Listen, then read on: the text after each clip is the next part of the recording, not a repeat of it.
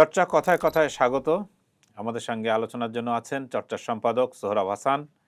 তার সঙ্গে আমরা কথা বলবো এখনকার বা এই নবনির্বাচিত সরকার এবং তার মন্ত্রিসভা নিয়ে। সোহরাব হাসান, আপনাকে স্বাগত। ধন্যবাদ আপনাকে। তো আমরা যে আমাদের বিষয় নবনির্বাচিত সরকার বা নবগঠিত সরকার, নবনির্বাচিত সংসদ এবং নবনির্বাচিত সরকার। নবনির্বাচিত সরকারের যে বা নবগঠিত নবগঠিত মন্ত্রিসভা। সরকারের এর যে সদস্যরা মন্ত্রিসভা এসেছেন, তাদের মধ্যে কি কোনো চমক দেখছেন? তাদের মধ্যে কি কোনো নতুনত্ব দেখছেন? যে নাকি একটা গতানুগতিক ধারা যেভাবে চলছিল সেভাবেই চলছে? প্রথমত একটা মন্ত্রিসভা গঠন করার ক্ষেত্রে কি কি বিষয়ে বিবেচনা করা হয়? অর্থাৎ যাকে যে দায়িত্ব দেওয়া হবে সেই দায়িত্ব তিনি পালন করতে পারবেন কিনা, সেই দায়িত্বের জন্য তিনি প্রস্তুতি নিচ্ছেন কিনা, তাকে তৈরি করা হয়েছে কিনা। তো সেক্ষেত্রে আমরা যদি দেখি বাংলাদেশের অতীতের নিকট অতীতের মন্ত্রিসভাগুলো, সেটি বিএনপির 2001 থেকে 2006-এর মন্ত্রিসভা সহ খুব ভেবেচিন্তে করা হয়েছে বলে মনে হয় না। এবারেও যে খুব একটা চিন্তাভাবনা ছিল বা প্রস্তুতি ছিল সেটি আ অনেক ক্ষেত্রেই আমরা দেখি না। তবে এইবারের মন্ত্রিসভায় নতুন পুরাণের একটা সমন্বয় করার চেষ্টা হয়েছে এবং সেখানে তরুণদের বা নতুনদের পাল্লা ভারী।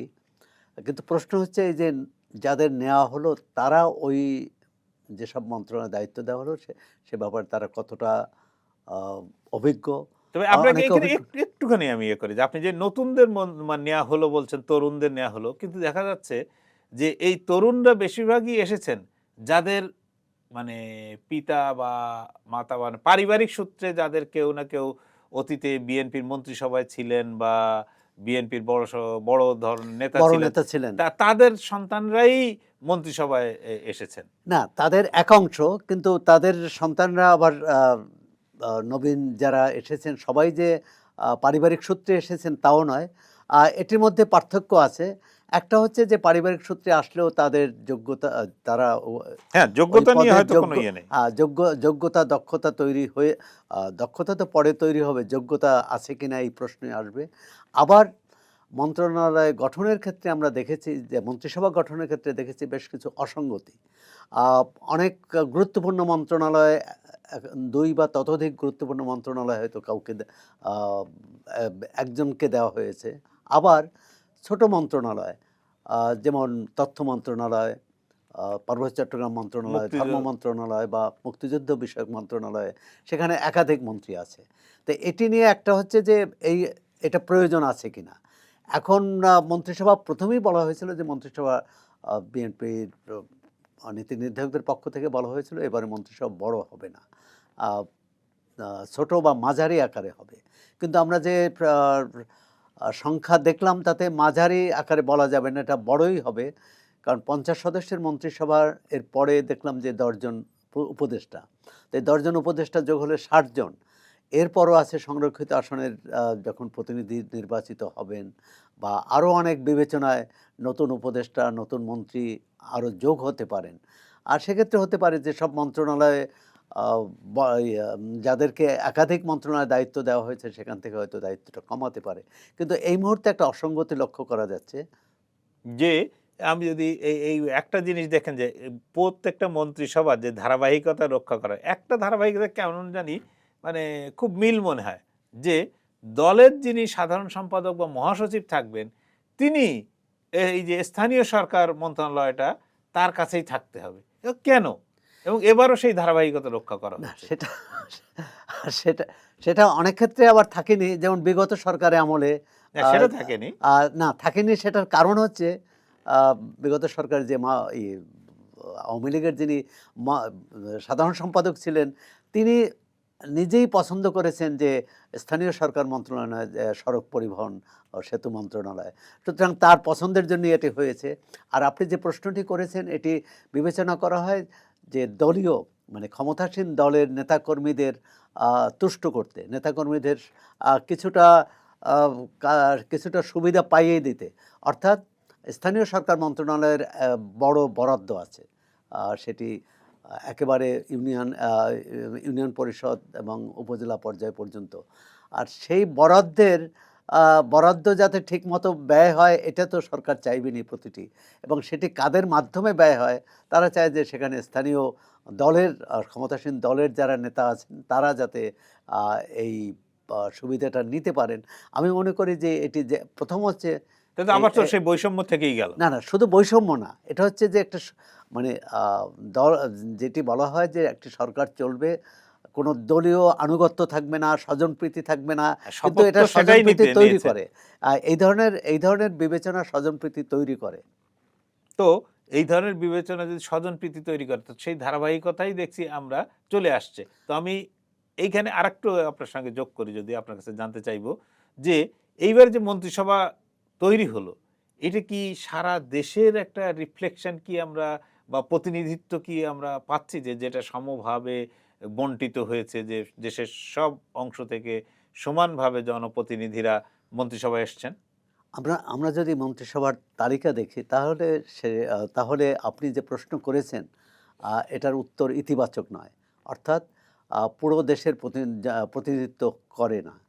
করে না এ কারণে যে ২৫টা জেলা, আমাদের ৬৪টি জেলার মধ্যে ২৫টি জেলা আ বাদ পড়েছে। ২৫টি জেলা থেকে কোনো মন্ত্রী বা প্রতিমন্ত্রী নেই। আ ২-১টি জেলা বাদ পড়তে পারে, ৩টি ৫টি জেলাও বাদ পড়তে পারে। কিন্তু ২৫টি জেলা বাদ, সেখানে একটা বা বা বা সংবাদ মাধ্যমে আমরা বিভিন্ন রিপোর্ট দেখলাম যে, যেসব জেলা থেকে বিএনপির প্রতিনিধি আসেনি বা বিএনপির সংসদ সদস্যরা সংসদ সদস্যরা নির্বাচিত হতে পারেনি, সেখানে মন্ত্রী নেওয়া হয়নি। এটা তো বৈষম্যমূলক হলো, এবং ওই এলাকার ভোটারদের এক ধরনের বঞ্চিত না, করা হলো। অনেক জেলায় তো আপনার ধরেন যে প্রায় বিএনপির একজনও জেতেননি। জামাতে ইসলামী বা তার শরিকেরাই ওই জেলার সব আসন জিতেছেন। তো সেইখান থেকে কিভাবে বিএনপি মন্ত্রিসভায় সদস্য নেওয়া হবে? সেখান থেকে টেকনোক্র্যাট এই সরকারের তো একটা বিধান আছে যে ১০% টেকনোক্র্যাট মন্ত্রী নেওয়া হচ্ছে। আবার একটি জেলা হতে পারে, কারণ অনেক ছোট জেলা আছে যে ২ জন সংসদ সদস্য, আর সেখানে হতে পারে। কিন্তু আপনি যদি যখন দেখা যায় যে একই অঞ্চলের অনেকগুলো জেলায় বাদ পড়ে গেছে, তখন কিন্তু এটি নিয়ে প্রশ্ন উঠবে, এবং ওই এলাকার মানুষ মনে করবে, এমনকি বিএনপির যারা সমর্থক বা বিএনপির নেতাকর্মী তারাও মনে করবে তারা বঞ্চিত হচ্ছে। এক ধরনের বৈষম্য। আমরা বৈষম্য বিরোধী আন্দোলন করে আ যে সরকার গঠন করেছি সেই সরকারে বৈষম্য থাকবে, এটি কোনোভাবেই কাম্য নয়। তবে মন্ত্রিসভা গঠনের আগে যে সংসদীয় দলের মিটিং হলো, সেই মিটিংয়ে তারেক রহমান বললেন যে আপনারা কেউ প্লট বা শুল্কমুক্ত গাড়ির সুবিধা নেবেন না, বা আমরা কেউ নেব না। একই সঙ্গে তিনি আপনার যে সরকারি গাড়ি সেটা না চড়ে তিনি বলছেন যে তার নিজের গাড়িতে তিনি যাতায়াত করবেন বা যাতায়াত করছেন, এবং এর যে তেলের খরচ, সেই তেলের খরচ তিনি বহন করবেন। এইটাকে আপনি কিভাবে? প্রথমত হচ্ছে শুল্কমুক্ত গাড়ি এবং প্লটের কথা বলি, যে বাংলাদেশে এই যে রাজনৈতিক দুর্নীতির এটা একটা বড় উৎস। আ শুল্কমুক্ত গাড়ি ৩-৪০০% থাকে এসব গাড়িতে শুল্ক। অর্থাৎ আপনি ৫ কোটি টাকার গাড়ি ২ কোটি টাকায় আনতে পারেন বা আরও কম দামে। এনে আবার ৫ কোটি বা ৮ কোটি টাকায় বিক্রি করলেন। তার মানে এটা সংসদ সদস্য হওয়া মানে একটা ব্যবসার একটা উম সুযোগ দেয়া, আ তারকে কিছু একটা ইনকামের। অবৈধ আয়ের সুযোগ দেওয়া। আর সেটি আমি ১ম এই এই ঘোষণাকে আমরা স্বাগত জানাই, অভিনন্দন জানাই যে, এবং বিএনপি এখানে যদি এটা হতো বিএনপির মাত্র কয়েকজন সংসদ সদস্য, তারা এই সিদ্ধান্ত নিলে এটা বড় প্রভাব পড়বে না। বিএনপির হচ্ছে ২/৩ বেশি সংসদ সংসদ সদস্য। সদস্য তারা যখন এই সিদ্ধান্ত নিয়েছে, বিরোধী দলের সদস্যরা কখনো তারা শুল্কমুক্ত গাড়ির কথা আ মুখে বলবেন না আনতে পারবে কিনা? বলবেন না আশা করি। কারণ এটি এই যে দলীয়ভাবে সিদ্ধান্ত নেওয়া হয়েছে ভালো। কিন্তু আমরা চাইবো যে পরবর্তীকালে যে সংসদ অধিবেশন বসবে, সেই অধিবেশনে সরকারি এবং বিরোধী দলের সদস্যরা আ সর্বসম্মতিক্রমে এটা এটা এই আইনটাই বাতিল করবে। যে এই নিয়মে পরিণত করবেন, যে এই সুযোগটাই বন্ধ করে রহিত দিবেন। করবেন। তাহলে আর এই প্রশ্নটা আসবে না। সেটি শুল্কমুক্ত গাড়ির ক্ষেত্রে যেমন, প্লটের ক্ষেত্রে, ফ্ল্যাটের ক্ষেত্রে, সরকারের সরকারে যারা নির্বাচিত হবেন জনগণের সেবা করার জন্যে, তারা কেন এই শুল্কমুক্ত সুবিধা নেবেন? তারা কেন অন্য সাধারণ নাগরিক তার ভোটার যে সুবিধা পাবেন না, সেই সুবিধা তিনি তো নিতে পারেন না। বরং তিনি বলতে পারেন, যেমন প্রধানমন্ত্রী বলেছেন যে তিনি নিজের গাড়ি ব্যবহার করবেন, সরকারি গাড়ি ব্যবহার করবেন না। তার জ্বালানি খরচও তিনি নিজে বহন করবেন। এই দৃষ্টান্ত আমি তো মনে করি যে তার যে টিমের সদস্যরাও যদি অনুসরণ করেন, এরপর অন্যরাও বাধ্য হবে। সংসদ সদস্যরা, সাধারণ সংসদ সদস্যরাও যে সংসদ সদস্য হিসেবে যে সুযোগ রাষ্ট্রীয় তহবিল থেকে পান, সে ব্যাপারেও যেমন তাদের অনেক ক্ষেত্রেই কিন্তু তাদের অভ্যন্তরীণ রুটে বিমান চলাচলের তারা কিন্তু বিনা পয়সায় যেতে পারেন। তারপর টেলিফোন সুবিধা পান। তো এগুলোকে নেয়ার দরকার কি? এটা তো রাষ্ট্র মানে জনগণের করের অর্থ থেকে নেওয়া। তারা একজন সংসদ সদস্য হয়েছেন এবং আমরা জানি যে সংসদ সদস্যরা তারা কেউ গরিব না, দু একজন থাকতে পারেন, কিন্তু বেশিরভাগই ধনী। আমরা তো হিসাব দেখলাম যে এই সংসদ সদস্যের 80 ভাগই হচ্ছে কোটিপতি। তাই তারা কেন এই জনগণের উপর করের বোঝা চাপিয়ে দেবেন? এটি খুবই ভালো সিদ্ধান্ত। আমরা আশা করব যে বিরোধী দলের সদস্যরাও একই রকম ঘোষণা দিবেন। তাহলে ভবিষ্যতে এই যে অনাচার চলে আসছে বহু বছর ধরে, আমরা অতীতে দেখেছি যারা বিরোধী দলে থাকে তারা বিরোধী দল এবং সরকারি দল অনেক বিষয়ে একমত হতে পারে না, প্রায় বলতে গেলে অন্য কোনো বিষয়ে একমত হতে পারে না, কিন্তু শুল্কমুক্ত গাড়ির ব্যাপারে একমত। এবং এমনকি যেসব ভোটারবিহীন সংসদ বলা হয় বা বিতর্কিত সংসদ বলা হয়, সেখানেও সেই সুবিধাও সবাই নিয়েছে। আমরা আশা করি ভবিষ্যতে এটা কেউ নেবেন না।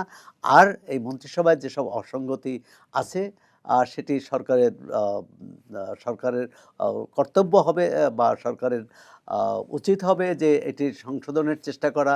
বিশেষ করে এখানে নারীর প্রতিনিধিত্ব খুবই কম, সংখ্যালঘুদের প্রতিনিধিত্ব কম। আর সেখানে তাদের প্রতিনিধিত্ব বাড়িয়ে একটা সঙ্গতি আনা, একটা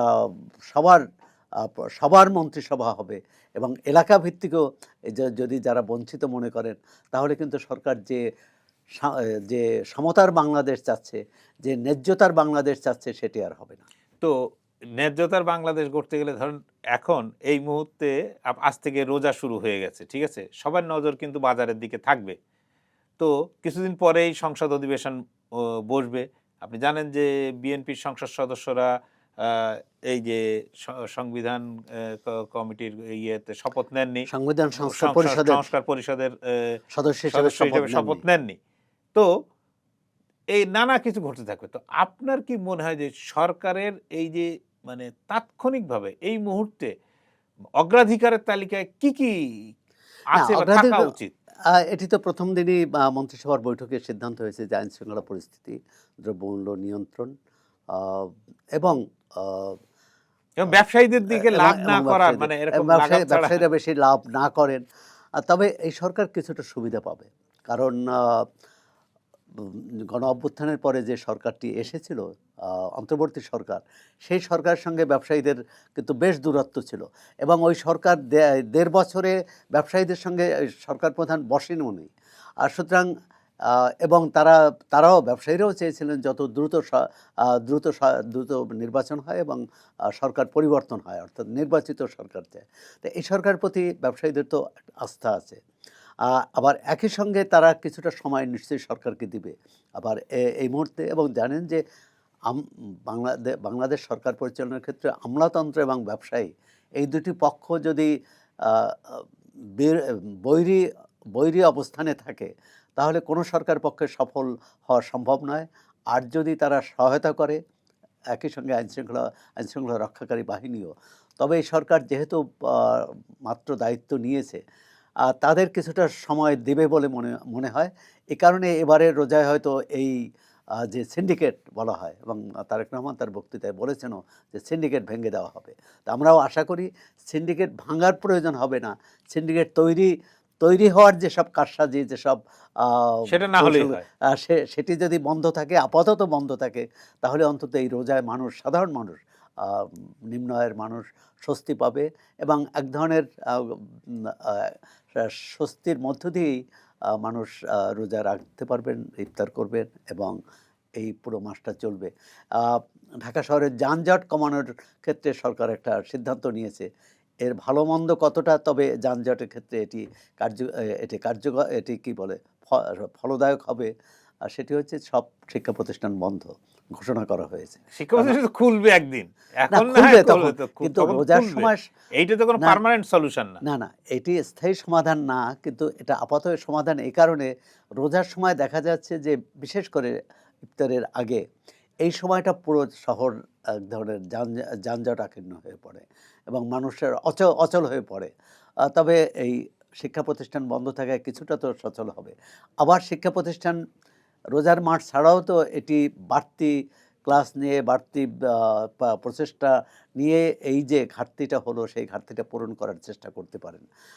আমার মনে হয় যে পুরো বিষয়টাই শিক্ষা মন্ত্রণালয়ের যে বিগত সরকারের আমলে, অন্তর্বর্তী সরকারের আমলে সবচেয়ে ক্ষতিগ্রস্ত হয়েছে শিক্ষা মন্ত্রণালয়। এই শিক্ষা বিভাগ। তাহলে শিক্ষার প্রতি এই সরকারের আ বাড়তি নজর থাকবে এবং এই সমস্যাগুলো সমাধানে তারা সচেষ্ট থাকবেন, এটাই প্রত্যাশা করি। ধন্যবাদ আপনাকে। দর্শক, কথায় কথায় এখন এ পর্যন্তই। দেখা হবে পরের পর্বে।